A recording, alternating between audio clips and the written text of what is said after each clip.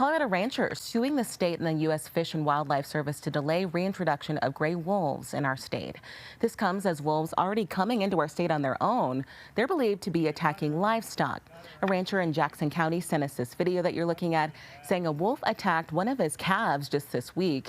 Colorado Parks and Wildlife confirming that attack tonight. Ranchers say wolves pose a threat to their livelihood, and they want a federal judge to temporarily halt wolf releases planned the next couple of weeks.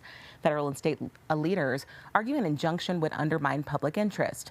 Spencer Wilson is your reporter in the mountains. He talked to both sides at federal court today. It's important to note that the groups suing right now to delay wolf reintroduction are not suing to stop wolf reintroduction. They said that they understand that's the will of the people and that they can't change that, but they do want to delay the wolf reintroduction, which is messing up a lot of plans for both our state and federal wildlife agencies. The case, being heard in federal court, bounces on the idea that U.S. Fish and Wildlife did not follow all the steps required to sign off on the reintroduction of wolves in Colorado. I think we have a legitimate reason why we want these NEPA analyses done, why we want reintroduction to be done right and correctly for the impacts that the wolves are going to have. Supporters of reintroduction right now, as well as the U.S. Department of Fish and Wildlife and Colorado Parks and Wildlife, believe that's simply not the case. I don't think there actually is a lot of complexity to this case.